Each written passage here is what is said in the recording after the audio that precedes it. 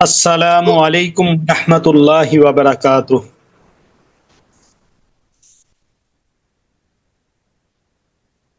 گوڈیاں تے نہ میرا پتر جایا کر۔ ایک تو آپ نے مائک بند کر لیں، دوسرا جو ہے آواز کی کنفرمیشن کر دیں آواز آ رہی ہے؟ وعلیکم السلام۔ بند ہے نا میرا الحمدللہ۔ مائک؟ اپنے مائک بند کر لیں، اگر ایڈمن نے بند کیے تو پھر سب کے بند ہو جائیں گے پرماننٹلی۔ الحمدللہ رب العالمین والصلاة والسلام علی اشرف الانبیاء والمرسلین، اما بعد۔ اعوذ باللہ من الشیطان الرجیم، بسم اللہ الرحمن الرحیم۔ والذین آمنوا وہاجروا وجاہدوا فی سبیل اللہ والذین آووا ونصروا اولئک هم المؤمنون حقا لہم مغفرۃ ورزق کریم۔ اور جو لوگ ایمان لائے اور اپنے گھر چھوڑے اور اللہ کی راہ میں لڑے، اور جن لوگوں نے انہیں جگہ دی اور ان کی مدد کی، وہی سچے مسلمان ہیں، ان کے لیے بخشش اور عزت کی روزی ہے۔ رب اشرح لی صدری ویسر لی امری واحلل عقدۃ من لسانی یفقہوا قولی۔ رب زدنی علما رب زدنی علما رب زدنی علما۔ اللہم انا نسألک الہدی والتقی والعفاف والغنی۔ تمام تعریفات اللہ وحدہ لا شریک کے لیے، اور ان گنت درود و سلام نبی رحمت صلی اللہ علیہ وسلم پر، جنہوں نے ہمیں مکمل دین کی تعلیمات سمجھائیں۔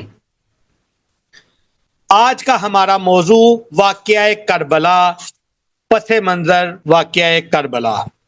عمومی طور پر ایسا ہوتا رہتا ہے کہ تعلیمی ادارے یا سیشن کے دوران اسباق کو روک کر اضافی دروس ان کا اہتمام کیا جاتا ہے، تاکہ موقع کی مناسبت سے اس حوالے سے تعلیمات کو اپ ڈیٹ کیا جا سکے۔ اور اسی کڑی کا ایک سلسلہ آج بھی آپ لوگوں کے سامنے آپ لوگوں کی توجہ کا متلاشی ہے۔ دل تو چاہتا ہے کہ ہفتہ میں دو دفعہ آپ لوگوں سے مخاطب ہوا جائے، لیکن موسمی شدت کی وجہ سے میں اور آپ یعنی ہم سبھی ہی اس جرم میں برابر محسوس ہیں۔ جسی طرح بھی ہم بھی ایک دوسرے سے کوشش کر کے موسموں سے لڑ کے اس کو دوبارہ سے رواں کرنا چاہیے جیسا کہ ہمارا تھا۔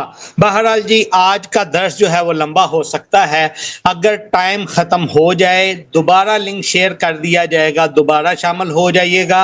اگر ایک دفعہ یا دو دفعہ شیئر کرنا پڑا تو دونوں دفعہ شامل ہو جائیے گا، کیونکہ آج کا موضوع لمبا ہے، اسی حوالے سے ہے۔ کوشش ہوگی اس کو آج ہی ہم سمجھ لیں، ختم کر لیں، اور زندگی پوری کے لیے اس کو اپنی زندگیوں کا حصہ بھی بنا لیں، تاکہ ہم مختلف قسم کی جو ہے وہ گمراہیوں سے بچ سکیں یا ان میں شمار ہونے سے بچ سکیں۔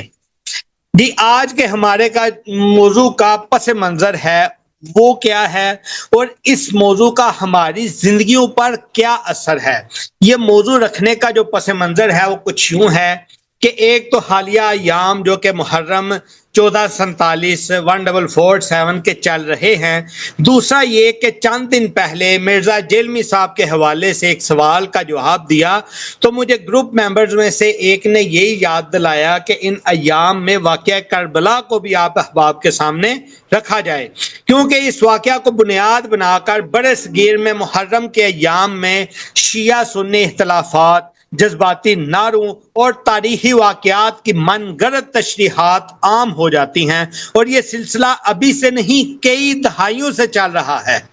اسی ضرورت کو مد نظر رکھتے ہوئے ہم نے علمی اور تحقیقی انداز اپناتے ہوئے واقعہ کربلا کو اس کے اصلی سیاق و سباق میں بیان کرنے کی ٹھانی۔ ہاں، عنوان لمبا ضرور ہے، ٹائم مانگتا ہے آپ کا، اس واقعہ کے ہماری زندگی پر اثرات کیا ہیں، اس حوالے سے بھی ہم تھوڑی سی بات سمجھ لیں کہ ہر واقعہ جو بھی وقوع پذیر ہو، حالات یا واقعات جیسے بھی ہوں، بلا شبہ وہ ہمارے لیے کچھ نہ کچھ سبق میسر کرتے ہیں۔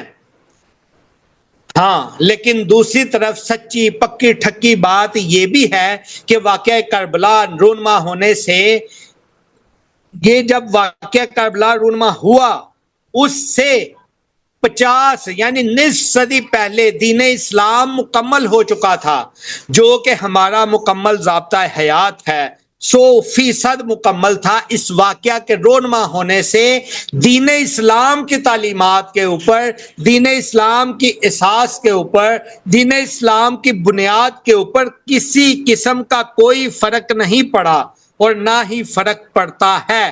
اگر یہ سانحہ، یہ واقعہ رونما ہوتا یا نہ ہوتا، دین اسلام مکمل تھا، مکمل ہے اور قیامت تک مکمل ہی رہے گا۔ واقعہ کربلا کا پس منظر دیکھتے ہیں جی، کہ کربلا جو ہے یہ ایک فکری علامت بھی ہے، صرف ایک واقعہ یا ایک سانحہ نہیں ہے۔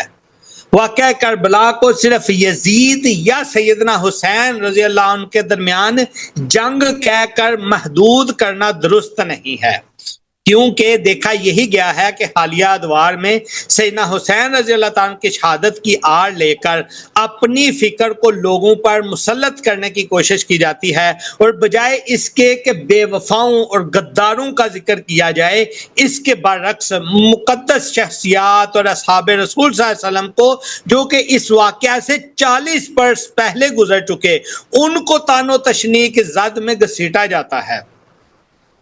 یہ سانحہ اسلام کی فکری، سیاسی اور نظریاتی کشمکش کی علامت بن چکا۔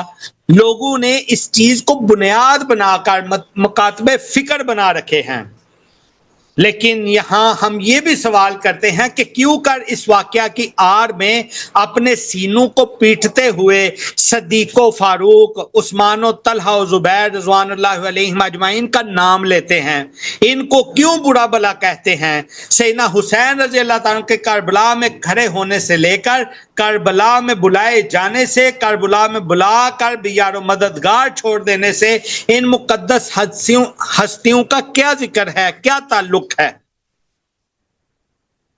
جی تو پس منظر کربلا، جہاں ایک حق پیش گوئی جو تھی وہ پوری ہوئی، دوسرا حق کی غیر مشروط قربانی دی گئی۔ ایسا ہے کہ نبی رحمت صلی اللہ علیہ وسلم کی 11 ہجری کو 12 ربیع الاول والے دن وفات ہو گئی، اور آپ صلی اللہ علیہ وسلم کی وفات کے بعد سیدنا ابوبکر صدیق رضی اللہ تعالیٰ عنہ کو اپنا خلیفہ اور حکمران منتخب کر لیا گیا۔ پھر 13 ہجری میں سیدنا صدیق اکبر رضی اللہ تعالیٰ عنہ کی بھی وفات ہوئی۔ وفات سے پہلے سیدنا صدیق اکبر رضی اللہ تعالیٰ عنہ نے صحابہ کے مشورے سے سیدنا عمر بن خطاب رضی اللہ تعالیٰ عنہ کو خلیفہ دوم کے طور پر امیدوار مقرر کیا، جن کو بعد میں اصحاب رسول صلی اللہ علیہ وسلم نے سیدنا فاروق کی امیدواری کو قبول کرتے ہوئے خلیفہ بنا لیا۔ پھر 24 ہجری میں پہلے ہی دن یعنی 1 محرم کو سیدنا فاروق اعظم رضی اللہ تعالیٰ عنہ کو شہید کر دیا گیا۔ پھر دوبارہ سے مسلمانوں کے خلیفہ کے لیے 6 اصحاب کو امیدواروں کے طور پر نامزد کیا گیا، ان میں سے 4 خود بخود دستبردار ہو گئے۔ سیدنا عثمان بن عفان ذی النورین رضی اللہ تعالیٰ عنہ کو اصحاب رسول صلی اللہ علیہ وسلم کی مشاورت سے خلیفہ ثالث منتخب کر لیا گیا۔ پھر سیدنا عثمان رضی اللہ تعالیٰ عنہ کو بھی ذوالحج 35 ہجری میں شہید کر دیا گیا۔ پھر اس کے بعد امت مسلمہ نے سیدنا علی بن ابی طالب رضی اللہ تعالیٰ عنہ کو اپنا خلیفہ مقرر فرما لیا۔ سن 40 ہجری شوال کے مہینے میں سیدنا حیدر رضی اللہ تعالیٰ عنہ کو بھی شہید کر دیا گیا۔ پھر اس کے بعد سیدنا علی کے رفقا نے سیدنا حسن بن علی رضی اللہ تعالیٰ عنہ کو اپنا خلیفہ و امام مقرر کر لیا۔ یہ آپ لوگوں کے سامنے ایک پوری ہسٹری آ گئی کہ کون کون جو ہے اسلام کے خلیفہ رہے. سب سے پہلے نبی رحمت صلی اللہ علیہ وسلم، پھر سیدنا ابوبکر صدیق رضی اللہ تعالیٰ عنہ، پھر سیدنا عمر فاروق رضی اللہ تعالیٰ عنہ، پھر سیدنا عثمان غنی رضی اللہ تعالیٰ عنہ، پھر سیدنا علی رضی اللہ تعالیٰ عنہ، پھر سیدنا علی رضی اللہ تعالیٰ عنہ کے بیٹے سیدنا حسن بن علی رضی اللہ تعالیٰ عنہ. یہاں سے اب کربلا کے جو واقعات ہیں ان کا محسوس پس منظر جو ہے وہ شروع ہوتا ہے. سن 41 ہجری میں سیدنا حسن رضی اللہ تعالیٰ عنہ سیدنا امیر معاویہ رضی اللہ تعالیٰ عنہ سے لڑنے کے لیے نکلے. سیدنا امیر معاویہ رضی اللہ تعالیٰ عنہ کون تھے؟ سیدنا عثمان رضی اللہ تعالیٰ عنہ کی شہادت کے بعد قاتلین عثمان رضی اللہ تعالیٰ عنہ سے قصاص کے معاملے میں اختلافات کے باعث سیدنا امیر معاویہ رضی اللہ تعالیٰ عنہ نے سیدنا علی رضی اللہ تعالیٰ عنہ کی حکومت کو ماننے سے انکار کر دیا تھا. ویسے سیدنا امیر معاویہ رضی اللہ تعالیٰ عنہ سیدنا ابو سفیان کے بیٹے تھے، نبی رحمت صلی اللہ علیہ وسلم کے رشتے میں سالہ لگتے تھے. اس حوالے سے مسلمانوں کے رشتے میں ماموں ہوئے. خال المومنین ان کا لقب ہے، ان کو خال المومنین کہا جاتا ہے. تو سیدنا امیر معاویہ رضی اللہ تعالیٰ نے سیدنا علی رضی اللہ تعالیٰ عنہ کی حکومت کو ماننے سے انکار اس وجہ سے کر دیا تھا کہ ان کے نزدیک قاتلین عثمان رضی اللہ تعالیٰ عنہ سے قصاص لینے کے معاملے میں اختلافات تھے کہ وہ سیدنا علی رضی اللہ تعالیٰ عنہ کے طبقہ میں شامل ہو چکے ہیں. اس حوالے سے انہوں نے سیدنا علی کی خلافت کو یا حکمرانی کو نہ مانا. مکمل حالات اور تاریخ کا بطور مطالعہ کرنے سے علماء کا واضح موقف ہے کہ اس معاملے میں سیدنا علی رضی اللہ تعالیٰ عنہ حق کے زیادہ قریب تھے. اس کی کیا تفصیلات ہیں بعد میں انشاءاللہ اس کے لیے الگ سے درس رکھا جا سکتا ہے. سیدنا علی رضی اللہ تعالیٰ عنہ کے دور سے ہی مسلم حکومت کا مرکز جو ہے وہ مدینہ منورہ سے کوفہ میں شفٹ ہو چکا تھا، کوفہ چلا گیا ہوا تھا. سیدنا حسن رضی اللہ تعالیٰ عنہ اپنے رفقا کے کہنے پر سیدنا امیر معاویہ رضی اللہ تعالیٰ عنہ سے لڑنے کے لیے اپنی افواج کے ساتھ کوفہ سے نکلے. یہ اب کربلا کا پس منظر شروع ہو چکا ہے، اس کو آپ اپنے ذہن نشین رکھیں. مدائن جو کہ کوفہ سے 150 سے 200 میل تک فاصلے پر ہے، اس جگہ پر جب پہنچے تو انہیں اطلاعات سے پتا چلا کہ میرے شیعہ بھی میرے ساتھ وہی سلوک کرنے والے ہیں جو کہ میرے والد سیدنا علی رضی اللہ تعالیٰ عنہ کے ساتھ سلوک کر چکے ہیں. یہ بھی پھر کبھی کہ کس طرح سیدنا علی رضی اللہ تعالیٰ عنہ کو سازش کر کے انہی کے شیعوں نے شہید کر دیا تھا. آج چونکہ ہمارا موضوع واقعہ کربلا ہے، اسی لیے ہم اختصار کے ساتھ چلتے ہوئے اپنے موضوع کی طرف بڑھ رہے ہیں. سیدنا حسن رضی اللہ تعالیٰ عنہ نے اس پریشانی کے عالم میں کہ اپنے لشکر کو اکٹھا کر کے مشورہ کیا کہ یہ اطلاعات ہیں، اب کیا کیا جائے. سب کہنے لگے کہ ہم لڑنے مرنے کو تیار ہیں. تو سیدنا حسن رضی اللہ تعالیٰ عنہ نے کہا کہ کل صبح خوب تیاری کے ساتھ نکلنا. لیکن دغا دینے والوں نے صبح کا بھی انتظار نہ کیا اور راتوں رات ہی سیدنا امیر معاویہ رضی اللہ تعالیٰ عنہ کے پاس پہنچ گئے اور کہا کہ اگر ہم سیدنا حسن رضی اللہ تعالیٰ عنہ کو گرفتار کر کے پیش کر دیں تو کیا انعام دیں گے؟ جب سیدنا حسن رضی اللہ تعالیٰ عنہ کو جاسوسوں نے اطلاع دی تو سیدنا حسن رضی اللہ تعالیٰ عنہ بولے کہ میں وہی کروں گا جس کی پیشین گوئی میرے نانا یعنی نبی رحمت صلی اللہ علیہ وسلم نے 35 سال پہلے کی تھی. وہ پیشن گوئی کیا تھی؟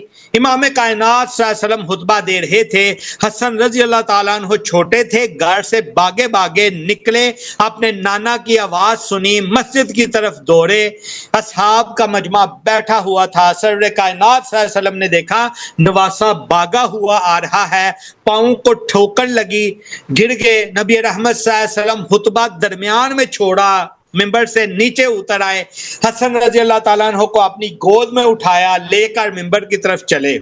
لوگوں نے تعجب کیا کہ اللہ کے حبیب صلی اللہ علیہ وسلم نے خطبہ درمیان میں چھوڑ دیا۔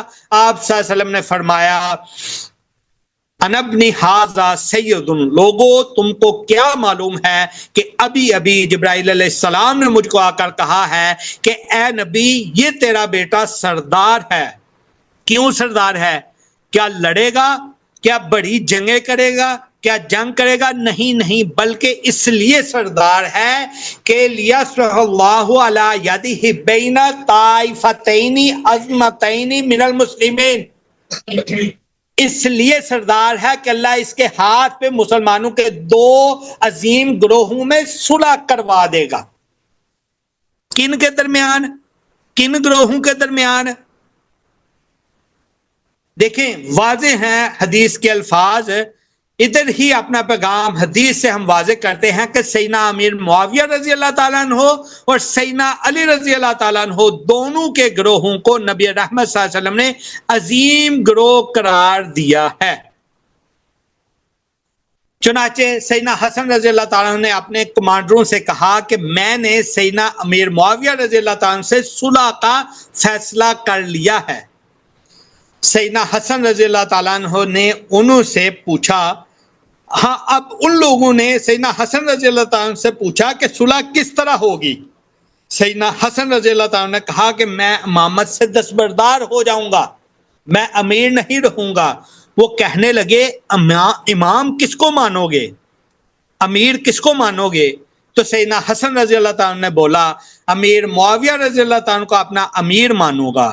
ایک شیعہ آگے بڑھا اور ایک بہت ہی نازیبا حرکت کر ڈالی۔ اس شیعہ نے آگے بڑھ کر سیدنا حسن رضی اللہ تعالیٰ عنہ کے نیچے سے مسلح کو کھینچ لیا کہ صلح کی بات کرتے ہو، اور کہنے لگا یا مذلل المومنین، یعنی تو امیر المومنین نہیں ہے، تو مذلل المومنین ہے، تو امیر المومنین نہیں، مومنوں کو ذلیل کرنے والا ہے، تو مذلل المومنین ہے۔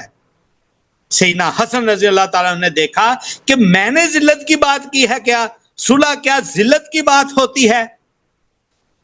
یعنی ادھر روک کے آپ لوگ یہ سمجھیں کہ دیکھیں جن کو یہ امام معصوم کہتے ہیں، جن کو یہ امام معصوم سمجھتے ہیں، ان کے فیصلے کی قدر یہ ہے کہ انہوں نے بات کی، بجائے اس کے کہ کوئی اپنا مشاورت پیش کی جاتی، بجائے اس کے کہ اپنا مطمع نظر پیش کیا جاتا، بجائے اس کے کہ اپنا کوئی نقطہ پیش کیا جاتا، گستاخی کر ڈالی۔ سیدنا حسن رضی اللہ تعالیٰ کے نیچے سے بچھونا مسلح کھینچ لیا،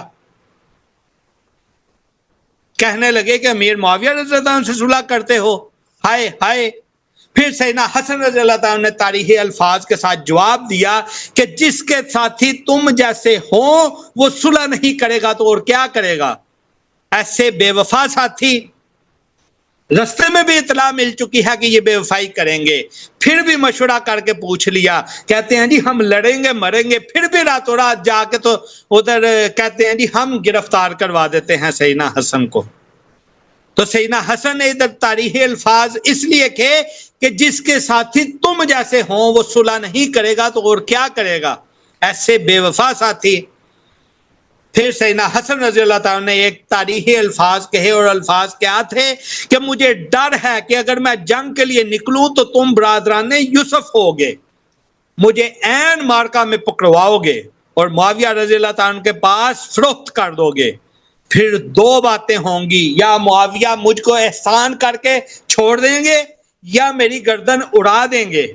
اگر تو گردن اڑا دیں گے تو رسول اللہ صلی اللہ علیہ وسلم کا نواسہ مارا جائے گا، اور اگر احسان کر کے چھوڑ دیا تو قیامت تک میں ان کے احسان کا بدلہ نہیں چکا سکتا، اس لیے بہتر ہے کہ میں عزت کے ساتھ صلح کر لوں۔ کہنے لگے نہیں، ہم صلح کے لیے تیار نہیں ہیں، ہم ثابت قدم ہی رہیں گے۔ جھوٹے تھے نا، کیونکہ چند لمحات پہلے ہی تو جس کو اپنا امام معصوم کہتے ہیں ان کے ساتھ گستاخی کر چکے ہیں، انہی کے فیصلے کے بدلے میں ان کے نیچے سے مسلح کھینچ کے انہیں گرا چکے ہیں۔ خیر سیدنا حسن رضی اللہ تعالیٰ کے ساتھی کہنے لگے مر جائیں گے لڑ لیں گے. سیدنا حسن رضی اللہ تعالیٰ نے پھر کہا کوئی بات نہیں، صبح میدان جنگ میں اپنے جوہر دکھا کے یہ بھی کر کے دیکھ لو، میں صلح نہیں کرتا. صبح میدان میں آئے تو صفیں راستہ ہو گئیں. ادھر سے معاویہ رضی اللہ تعالیٰ کا لشکر بھی نکلا، ادھر سے سیدنا حسن رضی اللہ تعالیٰ کا لشکر بھی نکلا. دونوں طرف سے لشکر ایک دوسرے کے مد مقابل صف راہ ہوئے. ابھی سیدنا حسن رضی اللہ تعالیٰ اپنی صفوں کا معائنہ کر رہے ہیں کہ ایک شیعہ اٹھا. سیدنا حسن رضی اللہ تعالیٰ کا ساتھی شیعہ پشت سے وار کیا، خنجر کا وار کیا. نبی رحمت صلی اللہ علیہ وسلم کے نواسے کی کمر سے خنجر نکلتا ہوا پوری ران کو پھاڑتا ہوا چلا گیا. خنجر مارا گیا تو سیدنا حسن رضی اللہ تعالیٰ گرے، واپس میدان میں آئے، مرہم پٹی کی گئی. سیدنا معاویہ رضی اللہ تعالیٰ کو پیغام بھیجا کہ امیر معاویہ رضی اللہ تعالیٰ صلح کے لیے میں تیار ہوں، آ جاؤ میرے پاس صلح کرتے ہیں. امیر معاویہ رضی اللہ تعالیٰ نے جواب بھیجا شرائط کیا ہیں؟ کہنے لگے میں تیرے حق میں دستبردار ہونے کے لیے تیار ہوں. یہاں بات سمجھنا، بہت دھیان سے سمجھ لینا تاکہ مسئلہ سمجھ آ جائے، اور اگر اس مسئلے کی سمجھ آ گئی تو انشاءاللہ پھر تا قیامت دنیا کی کوئی طاقت آپ کو گمراہ نہیں کر سکتی. وہ مسئلہ کیا ہے؟ مسئلہ یاد کر لو. بہت بڑے بڑے ذاکر اور ذاکر نواز جو ہیں وہ آپ کو چکروں میں پھنسائیں گے.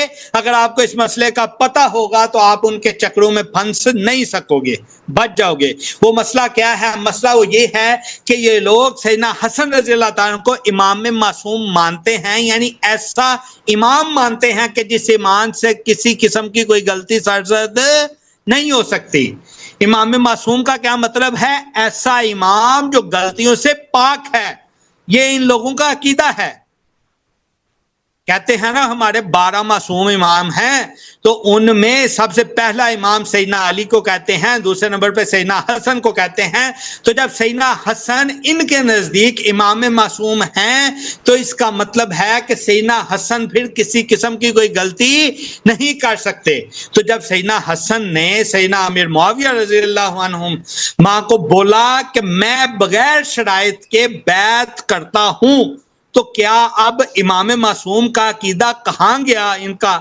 کہ اب صلح کیوں کھٹکتی ہے ان کو؟ اپنے ہی عقیدے سے پھر گئے ہیں. اب تو امام معصوم کو غلطی پر کیوں سمجھتے ہیں؟ افسوس کی بات ہے. بہرحال یہ بات چیت حضرت حسن اور حضرت امیر معاویہ رضی اللہ عنہما کے درمیان خطوط کے ذریعے ہو رہی تھی.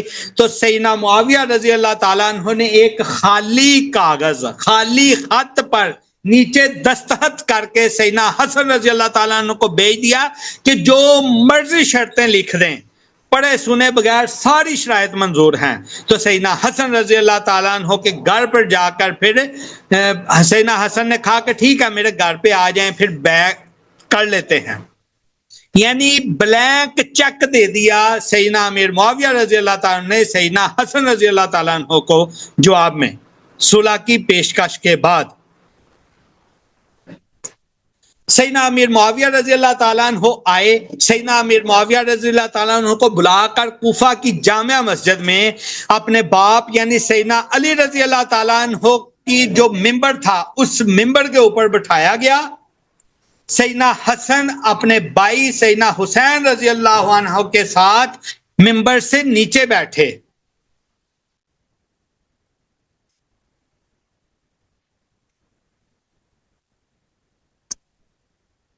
امیر معاویہ رضی اللہ تعالیٰ عنہ کو ممبر کے اوپر بٹھایا، پھر کھڑے ہوئے ساری قوم کو خطاب کیا. کہا لوگو سن لو، آج کے بعد مسلمانوں میں کوئی اختلاف نہیں رہا. ہم نے امیر معاویہ رضی اللہ تعالیٰ عنہ کو اپنا امام مان لیا ہے. یعنی کہ جو ان کے شیعوں کے تیرے امام معصوم کا امام ہے، اس کو امام کیوں نہیں مانتے؟ خود سوچیں اب. یعنی ان کے امام معصوم نے جس کو اپنا امام مان لیا اس کو اب امام کیوں نہیں مانتے؟ اور صرف یہ اہل تشیع میں نہیں، ہمارے سنیوں میں، اہل سنت میں بھی اس طرح کی جو ہے رافضی نواز ذہنیت موجود ہے کہ جن کو یہ چیزیں کھٹک رہی ہیں. حالانکہ واضح سیدنا امیر معاویہ رضی اللہ تعالیٰ عنہ کو مسجد میں کوفہ کی جامع مسجد سیدنا علی رضی اللہ تعالیٰ عنہ کی مسجد تھی، سیدنا علی رضی اللہ تعالیٰ عنہ کا ممبر تھا، اس پہ بٹھا کے تو بولا کہ یہ آج سے میرا امام ہے۔ اس طرح جی 41 ہجری میں چند مہینوں کے بعد ہی سیدنا حسن رضی اللہ تعالیٰ عنہ کی خلافت ختم ہو گئی، وہ اپنی خلافت سے دستبردار ہو گئے، اور سیدنا امیر معاویہ رضی اللہ تعالیٰ عنہ کو متفقہ طور پر اجماع کے ساتھ بغیر کسی اختلاف کے امیر المومنین خلیفۃ المسلمین مان لیا گیا، کوئی اختلاف باقی نہ رہا۔ تو سیدنا حسن رضی اللہ تعالیٰ عنہ نے اسی طرح سیدنا امیر معاویہ رضی اللہ تعالیٰ عنہ کو اپنے گھر پر بلا کر بیعت کر لی۔ منظر کیا تھا؟ وہ منظر ایسا تھا کہ مسجد سیدنا علی کی، بیٹا سیدنا علی کا، اور اوپر سیدنا معاویہ بیٹھے ہیں رضی اللہ عنہما۔ سیدنا حسن رضی اللہ عنہ نے کہا کائنات کے لوگوں سن لو، میں علی کا بیٹا حسن معاویہ کی بیعت کر رہا ہوں رضی اللہ عنہ۔ پھر کہا اقدم انت حسین و اصحاب علی، پھر سیدنا حسین رضی اللہ تعالیٰ عنہ کی طرف دیکھا، حسین اٹھو، جس کو حسن نے امام مانا تم بھی امام مانو رضی اللہ عنہما۔ پھر سیدنا حسین رضی اللہ عنہ نے امام مانا، بیعت کی۔ پھر کمانڈر ان چیف قیس بن سعد بن عبادہ کو کہا اٹھو، جس کو ہم نے امام مانا تم بھی اس کو امام مانو۔ یہ فوجی تھا نا، فوجی آدمی تھا، فوجی ذرا اکھڑ مزاج ہوتے ہیں، کہنے لگا مجھے مجبور نہ کرو تو اچھا ہے۔ سیدنا حسن نے کہا جسے ہم بھائیوں نے امام مانا تم بھی مانو، کہا بیعت کرو۔ اس طرح سب نے سیدنا امیر معاویہ رضی اللہ تعالیٰ عنہ کی بیعت کر لی۔ پھر 47 ہجری میں سیدنا حسن رضی اللہ تعالیٰ عنہ فوت ہو گئے، تو بعد میں پھر شیعان علی نے سیدنا حسین رضی اللہ تعالیٰ عنہ کو کہا کہ آپ صلح حسن کو اب بھول جاؤ اور سیدنا امیر معاویہ رضی اللہ تعالیٰ عنہ کی بیعت کو ختم کر دو، کیونکہ یہ تو تھے ہی بے وفا، ان کو وفا کرنی آتی ہی نہیں تھی۔ لیکن سیدنا علی رضی اللہ تعالیٰ عنہ کے فرزندان تو وفادار تھے، وفاؤں کے پیکر تھے، وہ کیسے بیعت توڑ دیتے؟ سیدنا حسین رضی اللہ تعالیٰ عنہ نے کہا میں جیتے جی اس بیعت کو نہیں توڑوں گا۔ سیدنا حسین رضی اللہ تعالیٰ عنہ نے صاف انکار کر دیا کہ میں سیدنا امیر معاویہ رضی اللہ تعالیٰ عنہ کی بیعت کو نہیں توڑوں گا۔ پھر زمانہ بیتتا گیا، 41 ہجری کی صلح جو حسن رضی اللہ تعالیٰ عنہ نے کروائی تھی، تقریباً 20 سال بعد شعبان 60 ہجری میں سیدنا امیر معاویہ رضی اللہ تعالیٰ عنہ کا انتقال ہو گیا۔ لوگوں کے کہنے پر انہوں نے اپنے بیٹے کو خلیفہ امیر نامزد کیا جس کا نام یزید تھا، تو اس طرح باپ کے بعد پھر بیٹا حکمران ہو گیا۔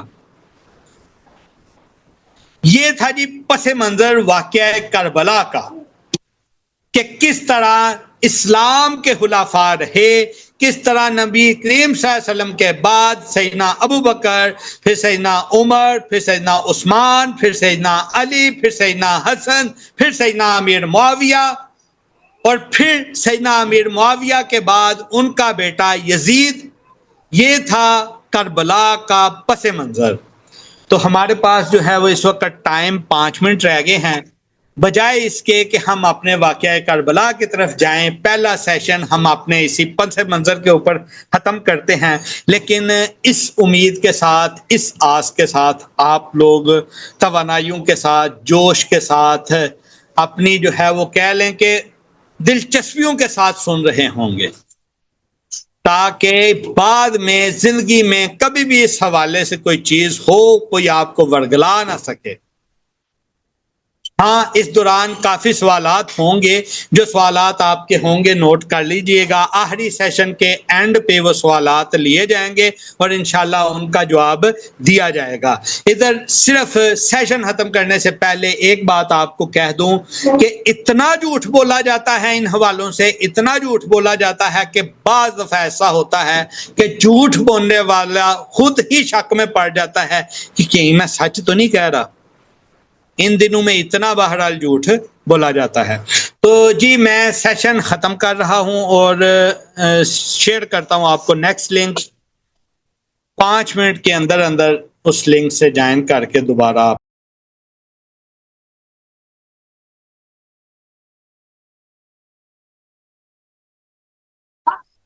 السلام علیکم ورحمۃ اللہ وبرکاتہ. آواز آ رہی ہے؟ بتا دیں.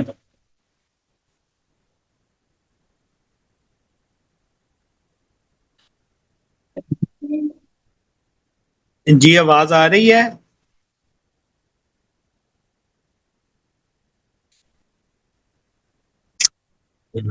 جی آ رہی ہے، ٹھیک ہے. تو بندے پہلے میرا خیال ہے 21 تھے، اب 16-17 ہو گئے ہیں. چلیں شامل ہوتے رہیں گے ہم، پھر آغاز کرتے ہیں جی اپنا.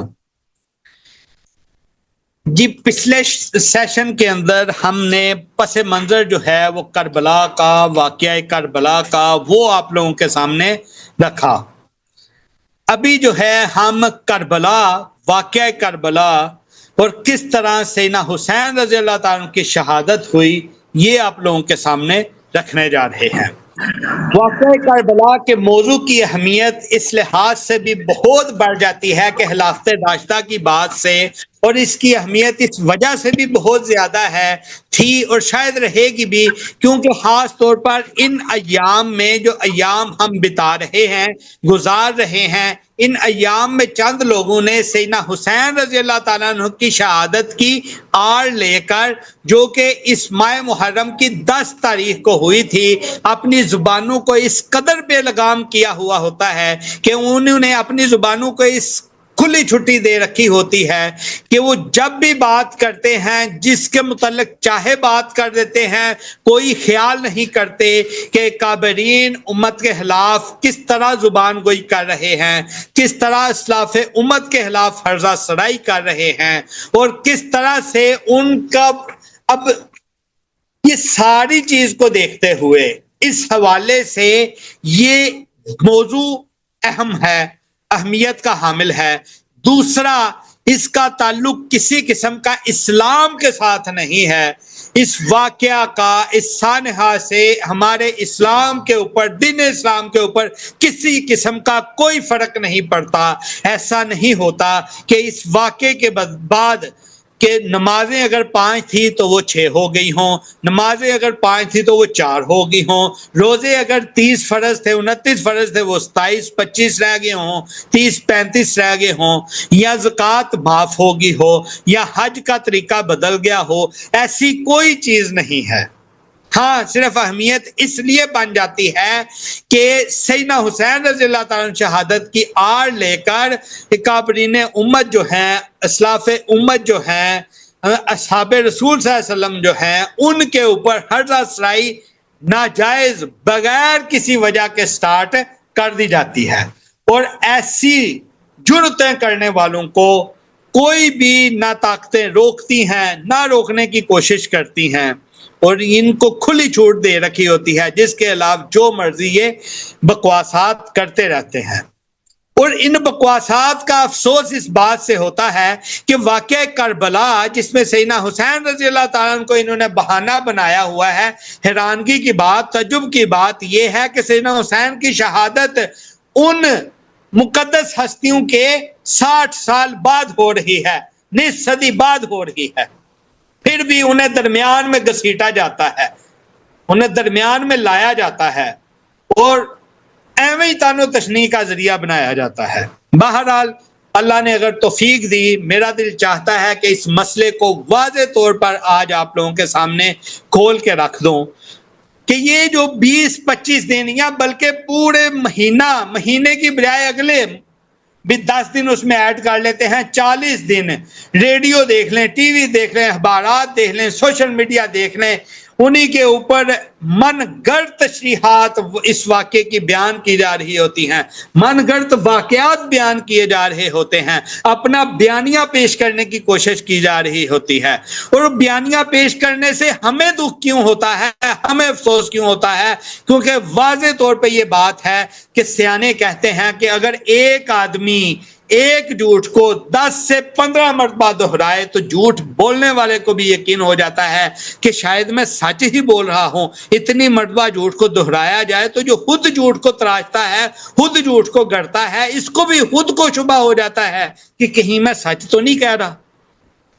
یعنی واقعے کو اس طرح جھوٹ کے ساتھ پیش کیا جاتا ہے کہ سننے والا اپنا ذہن سازی، یعنی سننے والے کی ذہن سازی اس کے مطابق ہو جاتی ہے، وہ اپنے ذہن کو اس کے مطابق ڈال چکا ہوتا ہے.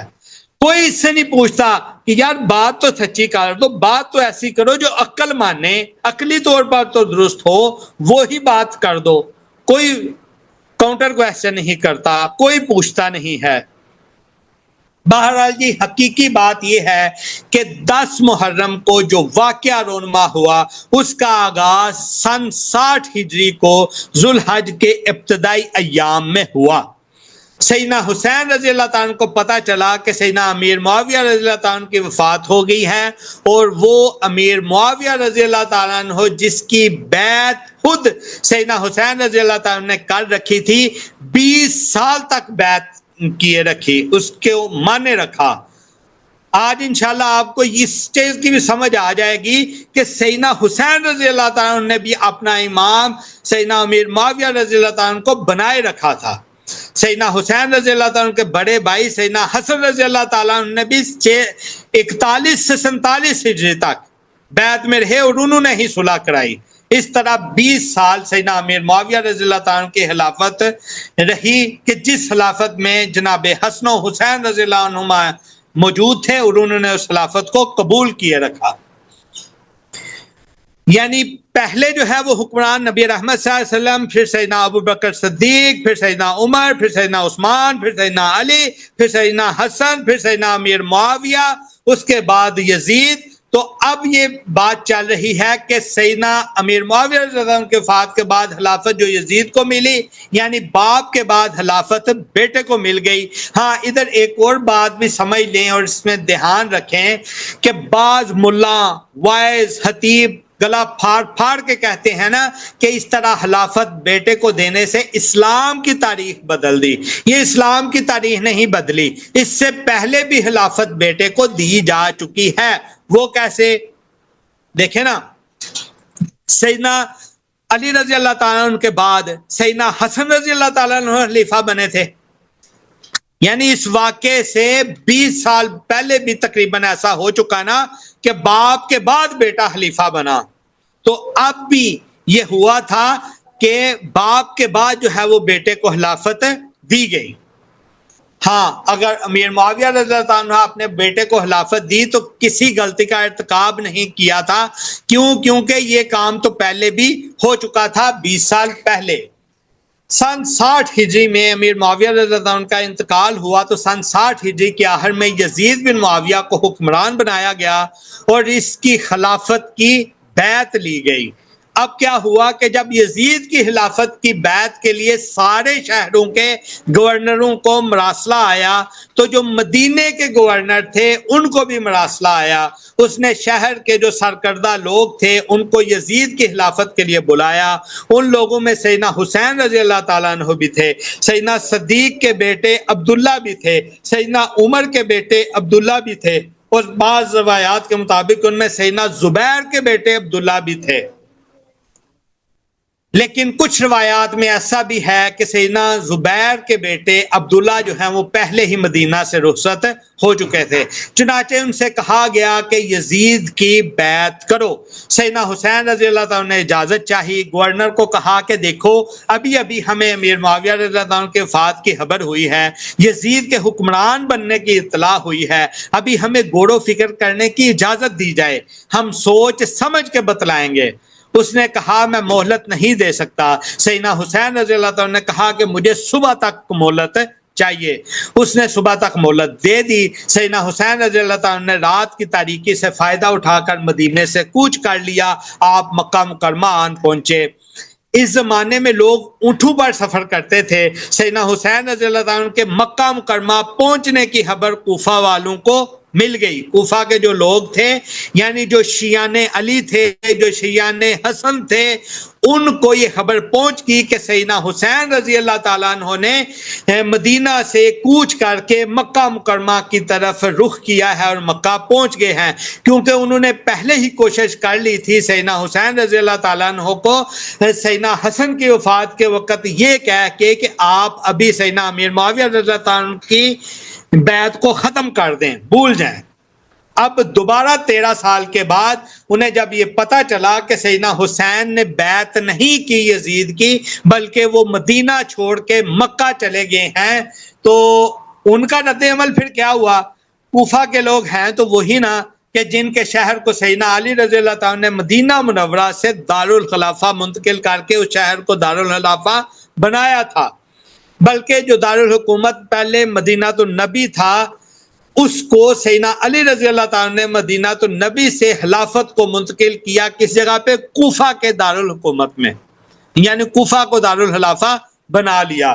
اب اس شہر کے باغ جاگ اٹھے. ظاہر ہے کہ جو کیپٹل ہوتا ہے, دارالحکومت ہوتا ہے, اس کی اہمیت بہت زیادہ ہوتی ہے, وہاں کے لوگوں میں خوشحالی آتی ہے. جہاں کوفہ کے لوگ سیدنا علی رضی اللہ عنہ کے بہت حامی اور اس بات میں مشہور تھے کہ یہ سیدنا علی رضی اللہ تعالیٰ عنہ کی سیاسی پارٹی ہیں, یعنی یہ سیدنا علی رضی اللہ عنہ کی سیاسی پارٹی کے رکن ہیں. جی ہم نے جان بوجھ کر سیاسی پارٹی کا لفظ آپ لوگوں کو سمجھانے کے لیے استعمال کیا کہ اس زمانے میں مسلمانوں کے اندر کوئی مذہبی اختلاف موجود نہیں تھا. یہ اختلاف جو آج موجودہ دور میں ہے, جس کو کفر اور اسلام کا اختلاف بتایا جاتا ہے اور کفر اور اسلام کا اختلاف بنا دیا جاتا ہے, اس کا وجود سیدنا علی رضی اللہ عنہ کے زمانے میں نہیں تھا, بلکہ یہ ایک سیاسی اختلاف تھا. اس زمانے میں 2 سیاسی پارٹیاں تھیں. جیسے اب آپ دیکھیں نون لیگ ہوتی ہے, پی ٹی آئی ہوتی ہے, پی پی پی ہوتی ہے, جماعت اسلامی ہوتی ہے, ایکس وائی زیڈ باقی سیاسی پارٹیاں ہوتی ہیں. اس دور میں 2 سیاسی پارٹیاں تھیں. ایک پارٹی سیدنا امیر معاویہ رضی اللہ عنہ کی حامی تھی اور دوسری سیاسی پارٹی سیدنا علی رضی اللہ تعالیٰ عنہ کی حامی تھی. دونوں کے اختلافات سیاسی تھے, مذہبی اختلافات ان کے اندر موجود نہیں تھے. یہ بات میں نہیں کہتا بلکہ شیعہ کی مقدس کتاب نہج البلاغہ کے اندر موجود ہے کہ جب سیدنا علی بن ابی طالب رضی اللہ تعالیٰ عنہ اپنے لشکر کو لے کر سیدنا امیر معاویہ رضی اللہ تعالیٰ عنہ کے لشکر کے مقابلے کے لیے نکلے تو سیدنا علی رضی اللہ تعالیٰ عنہ کے فوجیوں میں سے چند لوگوں نے سیدنا امیر معاویہ رضی اللہ تعالیٰ عنہ کے فوجیوں کو گالی دی. سیدنا علی رضی اللہ عنہ نے گالیوں کا سنا تو نظر ان لوگوں کی طرف اٹھا کر دیکھا اور کہا لا تکونوا سبابین, گالی دینے سے رک جاؤ. کوئی آدمی معاویہ رضی اللہ عنہ کے ساتھیوں کو گالی نہ دے. لوگ حیران رہ گئے. تلواریں نکل آئی ہیں, نیزے سانوں پہ چڑھے ہوئے ہیں, تیر کمانوں پہ چڑھے ہوئے ہیں. ہم نے برے لفظوں سے یاد کیا تو سیدنا علی رضی اللہ عنہ نے ٹوک دیا, فرمایا رک جاؤ, کوئی گالی نہ دے. ایسا کیوں فرمایا؟ اس لیے فرمایا حالانکہ یہ شیعہ لوگ آپ پہلے امام مانتے ہیں سیدنا علی کو, پہلا امام معصوم مانتے ہیں. پہلے امام معصوم ان کے عقیدے کے مطابق سیدنا علی ہیں. وہی سیدنا علی ان کے امام معصوم نے فرمایا او میرے ساتھیوں سن لو, ہمارے درمیان اور معاویہ رضی اللہ عنہ کے درمیان کوئی مذہبی اختلاف نہیں, بلکہ میں علی رضی اللہ عنہ یہ کہتا ہوں کہ میں معاویہ سے ایمان میں اتنا ہی برابر ہوں جتنا کہ عام مسلمان میرے ایمان اور معاویہ کے ایمان میں کوئی فرق نہیں, ہم سب برابر ہیں. پھر سیدنا علی نے فرمایا نہ ان کا ایمان ہمارے سے کم ہے اور نہ ہمارا ایمان ان سے زیادہ ہے. ان کا خدا وہی ہے جو ہمارا خدا ہے, ان کا نبی وہی ہے جو ہمارا نبی ہے, ان کی کتاب وہی ہے جو ہماری کتاب ہے. اور پھر سیدنا علی رضی اللہ عنہ نے کہا ہمارے درمیان جو اختلاف پیدا ہوا ہے وہ جناب عثمان رضی اللہ عنہ کی شہادت کے بارے میں ہے. ہم نے شہادت عثمان رضی اللہ عنہ میں کوئی حصہ نہیں لیا. ان کو غلط فہمی ہے کہ ہم نے قاتلوں کو پناہ دے رکھی ہے. اس غلط فہمی کی وجہ سے ہم لڑنے کے لیے آئے, وگرنہ ہمارے درمیان کفر اور ایمان کا کوئی اختلاف موجود نہیں ہے. یہ سیدنا علی رضی اللہ تعالیٰ عنہ کہہ رہے ہیں کہ 2 سیاسی پارٹیاں تھیں, ایک گروپ کے لیڈر سیدنا علی رضی اللہ تعالیٰ عنہ تھے اور ایک گروپ کے لیڈر سیدنا امیر معاویہ رضی اللہ تعالیٰ عنہ تھے، اور یہی وجہ ہے کہ جب جنگ صفین ہوئی تو سیدنا علی رضی اللہ تعالیٰ عنہ کے ساتھیوں کی لاشوں کو اکٹھا کیا گیا اور سیدنا معاویہ رضی اللہ تعالیٰ عنہ کے ساتھیوں کی لاشوں کو بھی اکٹھا کیا گیا۔ لوگوں نے کہا کہ سیدنا معاویہ رضی اللہ تعالیٰ عنہ کے ساتھیوں کی لاشوں کو اٹھاؤ اور گڑھوں میں پھینک دو، اپنے ساتھیوں کی لاشوں کو اٹھاؤ، ان کا جنازہ پڑھو، ان کو کفناؤ، ان کو دفناؤ۔ سیدنا علی رضی اللہ تعالیٰ عنہ نے جواباً کہا، یہ بھی جواب نہج البلاغہ میں موجود ہے، فرمایا نہیں، دونوں ایمان میں برابر ہیں، دونوں کی لاشوں کو رکھا جائے۔ غلط فہمی پر اختلاف ہوا۔ علی رضی اللہ تعالیٰ عنہ نے کہا کہ میں ان دونوں کا اکٹھا نماز جنازہ پڑھاؤں گا، کوئی اختلاف نہیں۔ بہرحال سیاسی طور پر اختلاف نے اتنے وسیع خلیج حائل کر دی کہ آپس میں ملنا دشوار ہو گیا، لیکن کفر و اسلام کا دعویٰ دونوں جانبوں میں سے کسی طرف سے بھی نہیں تھا۔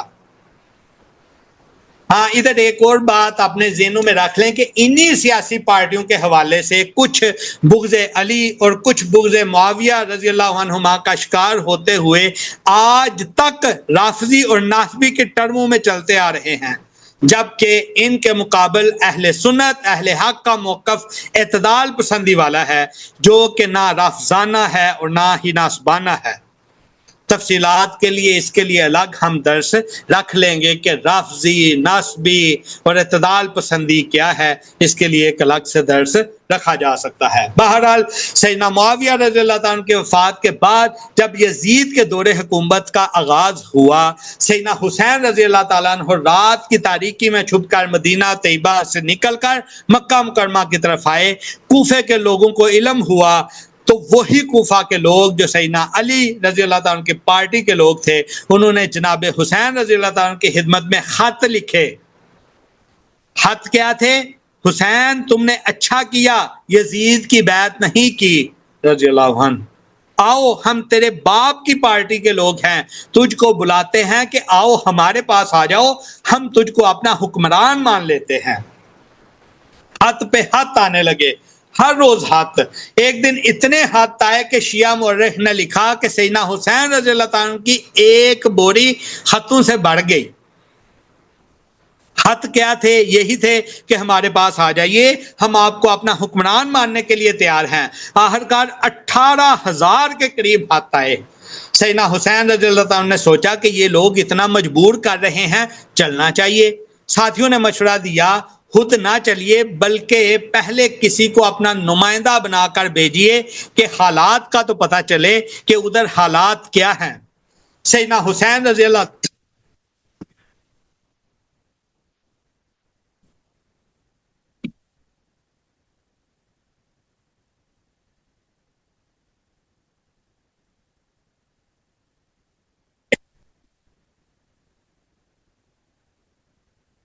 سیدنا حسین رضی اللہ تعالیٰ نے اپنے تایا یعنی سیدنا عقیل جو کہ سیدنا علی رضی اللہ تعالیٰ کے بڑے بھائی تھے، سیدنا علی سے 10 سال بڑے تھے، ان کے صاحبزادے مسلم بن عقیل کو کوفہ بھیجا کہ جاؤ جا کے حالات کا جائزہ لو، حالات کیا ہیں۔ مسلم بن عقیل نوجوان آدمی تھا، کوفہ کے لوگوں کے جذبات دیکھے، ان کے بہلاوے میں آگے سیدنا حسین رضی اللہ تعالیٰ کو خط لکھا، حسین انتظار نہ کرو، فصل پک کر تیار ہو چکی ہے، کاٹنے والے کا انتظار ہے، جلدی سے آ جاؤ رضی اللہ عنہ۔ اب جو بات بتائی جا رہی ہے اس کو بھی دھیان سے سنیے گا کہ جب سیدنا حسن رضی اللہ تعالیٰ نے مکہ مکرمہ سے کوچ کا اعلان کیا، اس دن ذو الحج کی 8 تاریخ تھی، یعنی ذو الحج کی 8ویں تھی اس دن، اور آپ میں سے حاجی لوگ جانتے ہیں کہ 8ویں تاریخ کو ذی الحج کو 8 ذی الحج کو مکہ میں جو حاجی گئے ہوتے ہیں وہ حج کا احرام باندھتے ہیں اور احرام باندھ کے منا کی طرف نکلتے ہیں۔ 8 ذی الحج کو جب لوگ احرام باندھ کے منا کی طرف جا رہے تھے، سیدنا حسین رضی اللہ تعالیٰ اپنے قافلے کو لیا اور کوفہ کی طرف رخ کیا۔ لوگوں نے پوچھا، حسین لوگ حج کے لیے جا رہے ہیں، تم کہاں جا رہے ہو؟ فرمایا، مجھ کو میرے باپ کے شیعہ نے بلایا ہے، میں کوفے جا رہا ہوں۔ سیدنا عبداللہ بن عباس رضی اللہ عنہما جو کہ سیدنا حسین رضی اللہ عنہ کے چچا تھے، سیدنا علی رضی اللہ عنہ کے چچا کے بیٹے عبداللہ بن عباس رضی اللہ عنہ کو پتہ چلا۔ اب یہ جو عبداللہ بن عباس رضی اللہ عنہ ہیں، ان کو 3 مقام حاصل ہیں۔ ایک یہ کہ حسین رضی اللہ عنہ کے چچا، دوسرا یہ کہ یہ وہ شخصیت ہیں جن کا نام لے کر نبی رحمت صلی اللہ علیہ وسلم نے ان کے لیے دعا کی، اے اللہ عبداللہ بن عباس کو دین کی سمجھ عطا فرما۔ تیسرا مقام ان کا یہ ہے کہ سیدنا علی کی فوجوں کے کمانڈر ان چیف رہے ہیں، یعنی 3 حیثیتیں رکھتے ہیں۔ جب ان کو پتا چلا کہ عبداللہ بن عباس رضی اللہ عنہ کو پتا چلا تو بھاگے ہوئے آئے، سیدنا حسین رضی اللہ عنہ کی اونٹنی کی مہار تھام لی، فرمایا حسین کہاں جا رہے ہو؟ سیدنا حسین رضی اللہ عنہ نے فرمایا کوفے کے شیعوں نے بلایا ہے۔ فرمایا جن شیعوں نے تیرے باپ سے وفا نہیں کی تجھ سے وفا کیسے کریں گے، نہ جاؤ، وہاں نہ جاؤ۔ حسین رضی اللہ عنہ نے کہا جانا ہے انہوں نے حسین رضی اللہ عنہ کو کہا جانا ہے تو کسی اور جگہ چلے جاؤ، ادھر نہ جاؤ۔ سیدنا حسین رضی اللہ عنہ دانا تھے، بینا تھے، 59 سال کے پختہ عمر کے آدمی تھے، گرم و سرد کو جاننے والے تھے۔ عبداللہ بن عباس رضی اللہ عنہ کو کہتے ہیں کہ چچا میرے رستے سے ہٹ جاؤ، میں نے جو فیصلہ کر لیا ہے اس سے پلٹنے کے لیے تیار نہیں۔ سیدنا عباس رضی اللہ عنہ نے پھر کہا کہ حسین اگر مجھے معلوم ہو کہ میں تیرے اونٹ کے رستے میں لیٹ جاؤں اور تو رک جائے گا تو میں لیٹنے کے لیے تیار ہوں، مت جاؤ۔ سیدنا حسین رضی اللہ عنہ نے کہا چچا آپ آگے اٹھے ہوئے قدم پیچھے نہیں ہٹا سکتے، اب میں ہٹ نہیں سکتا۔ سیدنا عبداللہ بن عباس نے پھر یہاں تاریخی الفاظ کہے، فرمایا اگر تو نہیں رکتے تو تم میری پیشن گوئی سن لو، میں تیری داڑھی کے بالوں کو خون میں رنگا ہوا دیکھ رہا ہوں۔ جنہوں نے تیرے بڑے بھائی تیرے باپ سے وفا نہیں کی وہ تجھ سے کیا وفا کریں گے، وہ تجھ سے بھی وفا نہیں کریں گے۔ سیدنا حسین رضی اللہ عنہ اس کے باوجود چل نکلے۔ اب ادھر دوسری طرف مسلم بن عقیل کو بھیجا ہوا تھا۔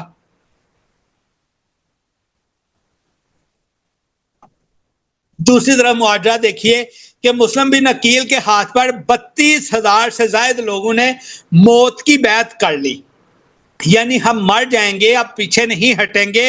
ادھر یزید کو پتا چلا کہ کوفے کے صوبے کے حالات جو ہیں وہ ٹھیک نہیں، خراب ہیں۔ اس نے جو پہلے سے موجود گورنر تھا اس کو تبدیل کر کے ادھر عبید اللہ بن زیاد کو گورنر بنا کے بھیجا، صرف 18 آدمی اس کے ساتھ بھیجے۔ یہ اس زمانے کی بات ہے جب کوفہ کی ہر گلی، ہر بازار اور ہر گھر میں سیدنا حسین رضی اللہ عنہ کے نعرے لگ رہے تھے۔ ان دنوں میں صرف 18 سپاہیوں کے ساتھ عبید اللہ بن زیاد نے کوفہ میں قدم رکھا۔ اچھا ایک بات اور بھی نوٹ کریں کہ اس زمانہ میں جس طرح ہمارے پنجاب میں اکثر آپ نے دیکھا ہوگا کہ عربوں کی طرح کا ایک دستور ادھر بھی ہے کہ جب بھی سفر پہ نکلتے اپنے چہرے کو ڈھانپ لیا کرتے، یعنی اوپر پگڑی باندھی ہوئی ہے، پگڑی کا ایک پلو جو ہے وہ نیچے گر رہا ہے، اس پلو سے اپنے منہ کو ایسے چھپا لیا ہے کہ گرد و غبار نہ لگے، صرف آنکھیں خالی ہوتی ہیں۔ اسی انداز میں عبید اللہ بن زیاد نے اپنے چہرے کو ڈھانکا ہوا تھا، چہرے کو باندھا ہوا تھا کہ جس سے آنکھیں تو نظر آتی تھی، چہرہ نظر نہیں آتا تھا۔ اب لوگوں نے دیکھا کہ یہ چل کے آ رہے ہیں، انہیں انتظار تھا کہ سیدنا حسین رضی اللہ تعالیٰ عنہ نے آنا ہے، جبکہ آیا تھا عبید اللہ بن زیاد اپنے چہرے کو ڈانپے ڈانپے۔ جب وہ اپنے چہرے کو ڈانپے ڈانپے منہ کو باندھے باندھے کوفہ کے بازاروں میں داخل ہوا، لوگوں کو سیدنا حسین کا شبہ ہوا، سارے نکل آئے کہ حسین آ گیا، حسین آ گیا۔ وہ جہاں سے گزرتے تو لوگ کہتے جی السلام علیکہ یا ابن رسول اللہ، رسول اللہ صلی اللہ علیہ وسلم کے بیٹے تجھ کو سلام ہو۔ انہوں نے سمجھا سیدنا حسین رضی اللہ تعالیٰ آئے ہیں۔ جب تک عبید اللہ بن زیاد اپنے گورنر ہاؤس میں پہنچا 32,000 کے قریب لوگ جمع ہو چکے تھے۔ سیدنا مسلم بن عقیل کو بھی پتا چلا، وہ بھی بھاگے ہوئے آئے کہ حسین آ گیا ہے، کیونکہ انہوں نے تو ادھر سے خط لکھا تھا نا کہ آپ آ جائیے، دیر نہ کریں۔ ان کو تو پتا نہیں تھا کہ کون آیا ہے۔ گورنر ہاؤس کے پاس جا کے جب مسلم بن عقیل اور ان کے ساتھی بھی پاس تھے، عبید اللہ بن زیاد نے اپنے چہرے سے کپڑا ہٹایا تو لوگوں نے دیکھا کہ سیدنا حسین رضی اللہ عنہ کی جگہ عبید اللہ بن زیاد آ گیا ہے۔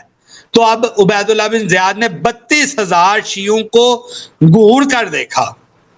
صرف 18 سپاہی ساتھ تھے اس نے 32,000 کو گور کر دیکھا.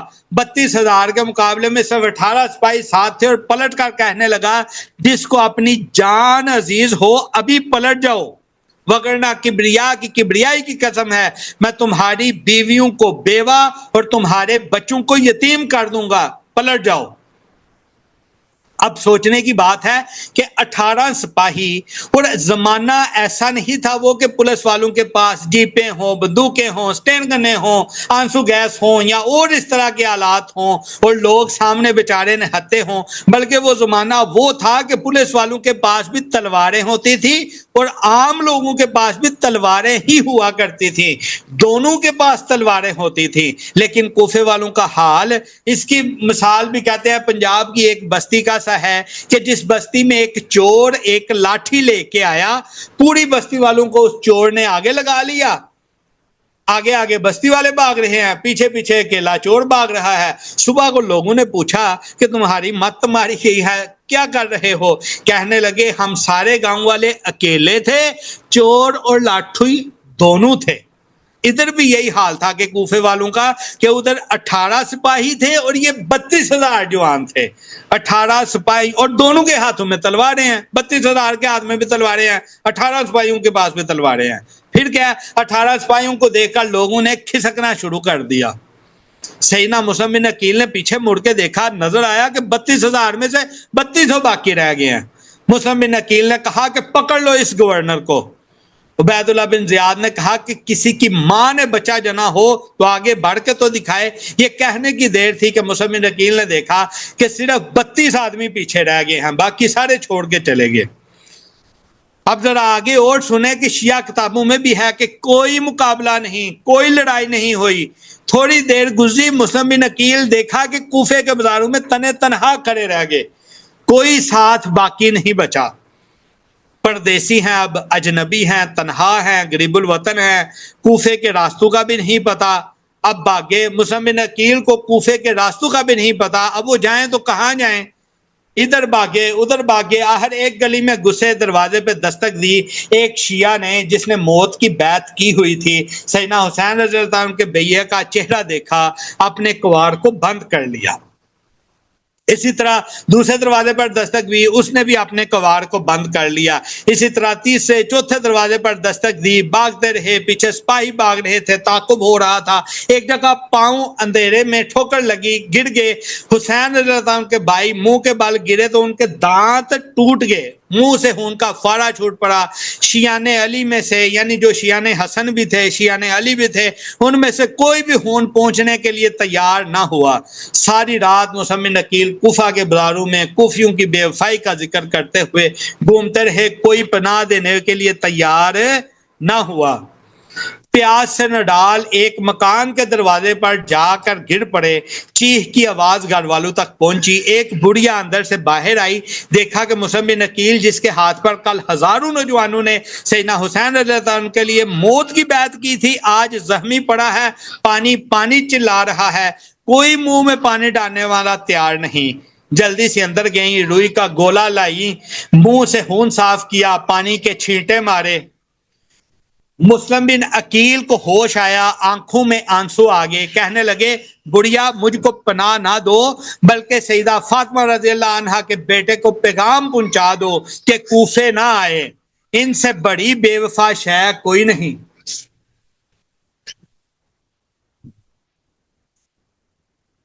کوئی ان کو جا کے کہہ دے سیدنا حسین رضی اللہ عنہ کو روک دو، میرے ساتھ جو ہو چکا ہو چکا. سیدنا حسین رضی اللہ عنہ پلٹ جائے. جن شیعوں نے اس کے باپ کے ساتھ وفا نہیں کی تھی، اس کے بھائی کے ساتھ وفا نہیں کی تھی، آج اس سے بھی وفا کرنے کے لیے تیار نہیں.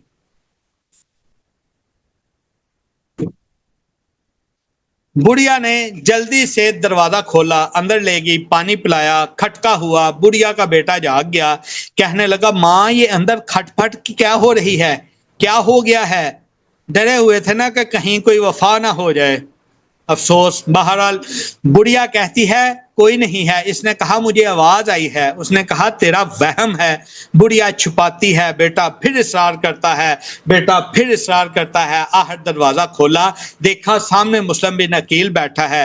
بڑھیا کی آنکھوں میں آنسو آ گئے. کہنے لگی او ظالم, کل تک اس کے نام کے نعرے لگاتے تھے, اس کے ہاتھ پہ بیعت کرتے تھے, آج اس کو مارنے کے لیے دوڑتے ہو.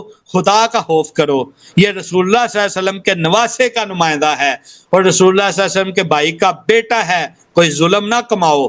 اس بیٹے نے جلدی سے آگے بڑھ کے مسلم بن عقیل کے ہاتھ کا بوسہ لے لیا. اس نے کہا میں تو جانوروں کے پیر چومنے والا ہوں. یعنی شیعہ آپ لوگ جانتے ہیں کس طرح وہ گھوڑوں والا آپ لوگوں کے سامنے ہے. بہرحال یہ ایک علامتی فکر ہے.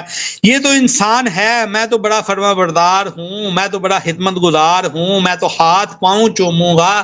کہنے لگا ہمارے تو باغ جاگ اٹھے ہیں کہ ہمارے گھر میں دیوتا آ گیا ہے. اچھا بیچاری دکھیاری ماں جو ہے وہ دھوکہ کھا گئی اور اس نے کہا کہ کسی کو بتلانا نہیں. کہنے لگا ماں تو کیسی بات کرتی ہے. لیکن تھوڑی دیر گزری, بیٹا وضو کرنے لگا. اس نے کہا کیا بات ہے, ابھی تو فجر کی اذان بھی نہیں ہوئی. کہنے لگی ماں شکرانے کے طور پہ تہجد پڑھنے لگا ہوں, آج رسول اللہ صلی اللہ علیہ وسلم کے نواسے کا نمائندہ ہمارے گھر آیا ہے. ماں بڑی خوش ہوئی کہ آج تہجد پڑھنے لگا ہے. کہتا ہے ماں میرا جی چاہتا ہے مسجد میں جاؤں اور جا کے مسجد میں نفل پڑھوں, اس مسجد میں جاؤں جس مسجد کو اس کے چچا یعنی علی رضی اللہ عنہ نے بنوایا ہے. ماں نے دروازہ کھول دیا, وضو کر کے سیدھا گورنر ہاؤس پہنچ گیا. عبید اللہ بن زیاد کو کہنے لگا آؤ میں تمہارا شکار اپنے گھر میں پھنسا کے آیا ہوں. ان کی حالت یہ ہے, اتنے بے وفا, اتنے بے وفا. پھر سیدنا مسلم بن عقیل کو بھی شہید کر دیا گیا. دوسری طرف قافلہ حسین رضی اللہ تعالیٰ عنہ مکہ سے رخصت ہو چکا ہے. چند منزل فیصلہ طے کیا. سیدنا حسین کو خبر ہوئی کہ مسلم بن عقیل اس طرح بیجار و مددگار بے کسی اور بے بسی کی موت مارے گئے ہیں. سیدنا حسین نے پلٹنے کا ارادہ کیا. جب سیدنا حسین نے پلٹنے کا ارادہ کیا تو مسلم بن عقیل کے بھائی بیٹھ گئے کہ نہیں ہمارا بھائی مرا ہے, ہم نہیں پلٹیں گے. سیدنا حسین نے کہا نہیں پلٹتے تو نہیں پلٹتے, آؤ پھر چلتے ہیں. قافلہ آگے چلا. کوفے میں اب جتنی بھی تلواریں تھیں وہ ساری کی ساری عبید اللہ بن زیاد کی حامی تھی. اب ان میں حسین کی حامی کوئی بھی نہیں تھی. وہ لوگ جو کل تک حسین حسین حسین حسین کے نعرے بلند کر رہے تھے, آج یزید یزید یزید یزید کے نعرے بلند کر رہے تھے. اور ابھی کئی منزل دور کربلا بھی نہیں پہنچے تھے. کربلا پہنچنے پر سیدنا حسین رضی اللہ عنہ کے قافلے کو 2 محرم سے 10 محرم تک یزید کے ہرکاروں نے روک کے رکھا, جس میں سیدنا حسین رضی اللہ عنہ نے اپنی شرائط پیش کی کہ میں لڑنا نہیں چاہتا اور لڑنے نہیں آیا. بہرحال محرم 10 تاریخ کی صبح تقریباً 10 بجے کے قریب عبید اللہ بن زیاد کا لشکر بھی آن پہنچا. حسین رضی اللہ عنہ نے لشکروں پر نظر ڈالی تو دیکھا کہ لشکر میں کوئی بھی شامی موجود نہیں ہے, سارے کے سارے کوفے والے ہیں. شام تھا نا یزید کا ایریا, یزید کا دارالخلافہ شام تھا. سیدنا امیر معاویہ کا دارالخلافہ بھی شام تھا, اس لیے انہیں امیر شام بھی کہا جاتا ہے. بہرحال شامی کوئی بھی نہیں, سارے کوفے کے ہی بندے ہیں جو عبید اللہ بن زیاد کے ساتھ ہیں. جب وہ بولے اب سیدنا حسین رضی اللہ عنہ نے پوچھا کہ کدھر آئے ہو. کہتے ہیں جی آپ سے لڑنے آئے ہیں. سیدنا حسین نے کہا کہ یہ ہتھوں کی بوری یہ دیکھ رہے ہو, ایک ایک کا ہاتھ نکال کے پڑھا, سنایا انہیں کہ یہ فلاں سردار موجود ہے نا, اسی نے ہاتھ لکھا. جی لکھا, غلطی ہو گئی ہے. کہتے ہیں غلطی ہو گئی تھا. سیدنا حسین نے بولا اگر غلطی ہو گئی تھی تو آپ نے گھر میں بیٹھے رہتے, مجھ سے پھر لڑنے کیوں آگے ہو. بہرحال پھر بھی انہوں نے کہا کہ اپنا کمانڈر بھیجو. کمانڈر کو انہوں نے 3 شرطیں بولی. پہلی شرط انہوں نے بولی کہ میری 3 شرطیں ہیں, مان جاؤ. پہلی شرط یہ ہے کہ مجھے واپس جانے دو, واپس مکہ چلا جاتا ہوں. دوسری شرط یہ ہے کہ مجھے بارڈر پر جانے دو, میں کافروں سے لڑتا ہوا شہید ہو جاؤں گا. مجھے کسی حکومت کسی خلافت سے کوئی مسئلہ نہیں ہے, میں تم مسلمانوں کے ساتھ لڑنا نہیں چاہتا. تیسری میری یہ شرط ہے کہ مجھے یزید کے پاس لے جاؤ, یعنی شام میں لے جاؤ, یزید کے پاس لے جاؤ, وہ جو فیصلہ کرے گا مجھے منظور ہوگا. بہرحال سردار نے تینوں نہیں مانی, انکار کر دیا. اور تقریباً 11:30 بجے جو ہے وہ جنگ شروع ہوگی, جو کہ 1:30 بجے تک ختم ہوگی. انہوں نے جو ہے وہ سب کو مار دیا, شہید کر دیا. سیدنا حسین رضی اللہ عنہ کے جتنے مرد تھے ان سب کے سب کو شہید کر دیا. ان میں سے ایک بچے جن کا نام جو ہے وہ زین العابدین تھا. اب ان 72 شہداء کا تذکرہ تو خیر ذاکر کرتے ہیں، باقی بھی کرتے ہیں، ان کا نام کوئی علی اصغر کے نام سے لیتا ہے، علی اکبر کے ان کے اصل نام بھی نہیں بتاتے، کیونکہ اصل نام بتائیں تو جن کے اوپر تبرہ کرتے رہتے ہیں ان کا پھر پول کھل جانا تھا نا۔ وہ اصل نام بہرحال یہ تھے، علی کا بیٹا ابو بکر، علی کا بیٹا عثمان، علی کا بیٹا جو ہے وہ اسی طرح عمر، اسی طرح سیدنا حسن کے بیٹوں کے نام بھی یہی، سیدنا حسین کے بیٹوں کے نام بھی یہی تھے۔ تو بہرحال سب کو شہید کر دیا گیا، ان میں ایک جو ہے وہ زندہ بچا جن کا نام علی زین العابدین تھا، اور وہ بیمار تھے۔ اب انہیں لایا گیا، کوفہ میں لایا گیا۔ جب کوفہ میں لایا تو ادھر عورتیں بھی رو رہی تھیں، مرد بھی رو رہے تھے، سارے رو رہے تھے۔ انہوں نے سر اٹھایا، بہن نے سہارا دے کر اٹھایا، پوچھا یہ کیوں رو رہے ہیں؟ پوچھا، کہنے لگے جی سیدنا حسین کے وجہ سے رو رہے ہیں، ان کا ماتم کرنا، قتل بھی خود کرتے ہیں، رو بھی خود رہے ہیں، خود ہی مارا ہے، خود ہی شہید کیا، خود ہی روتے ہیں۔ یعنی سیدنا زین العابدین نے سارا الزام جو ہے وہ کوفیوں کے اوپر ڈالا کہ انہوں نے ہی میرے باپ کو مارا ہے، انہوں نے ہی میرے باپ کو قتل کیا ہے۔ جس طرح کہ یوسف علیہ السلام کے بھائیوں نے جو ہے وہ خود کنویں میں پھینکا یوسف علیہ السلام کو، اور روتے ہوئے شام کو آگے کہ بیڑیا کھا گیا، اسی طرح زین العابدین رحمۃ اللہ علیہ نے بھی یہی کہا کہ میرے باپ کو انہوں نے ہی مارا ہے، انہوں نے ہی قتل کیا ہے۔ انہوں نے اہل کوفہ کے اوپر سارا الزام رکھا۔ اسی چیز کو دیکھتے ہوئے بعد میں سیاسی تبصرے کے حوالے سے ان کے یہ بھی مشہور ہو گیا پھر الکوفی لا یوفی، یعنی کوفے والے وفا نہیں کرتے۔ اس کے کچھ نتائج پھر ہم نے آگے نکالے ہیں جی، چونکہ سیشن ہمارا 1 منٹ رہ گیا، ختم ہونے والا ہے، اس حوالے سے ہم دیکھ نہیں سکتے۔ ہم اس میں صرف یہ بتا دیتے ہیں کہ یزید کا ہمارے نزدیک کیا ہے۔ ہمارے نزدیک ہم یزید پر نہ لعنت کرتے ہیں، نہ یزید سے محبت کرتے ہیں، نہ اس کے دفاع کو واجب سمجھتے ہیں، بلکہ ہم سکوت اختیار کرتے ہیں، جیسا کہ امام احمد بن حنبل کا بھی یہی قول ہے۔ اسی طرح امام ابن تیمیہ کا بھی یہی قول ہے کہ ان سے پوچھا گیا یزید فاسق ہے یا صالح، انہوں نے کہا نہیں فاسق نہیں ہے مگر انہوں نے بولا فاسق ہے مگر کافر نہیں ہے۔ یزید پر لعنت کے حوالے سے پوچھا گیا، انہوں نے کہا نہیں، یزید کو لعنت نہیں کرنی کیونکہ یہ یقینی دلیل نہیں ہے کہ یزید ہی جو ہے وہ مجرم ہے۔ پھر پوچھا یزید سے محبت کرنی ہے، کہا نہیں محبت تو نہیں کرنی کیونکہ وہ فسق و فجور میں تو ملوث تھا۔ پھر اسی طرح شات حسین میں کردار یزید کا پوچھا گیا تو انہوں نے کہا براہ راست حکم نہیں دیا اس نے، مگر حکمران ہونے کی وجہ سے ذمہ دار تو وہ ہے تھا۔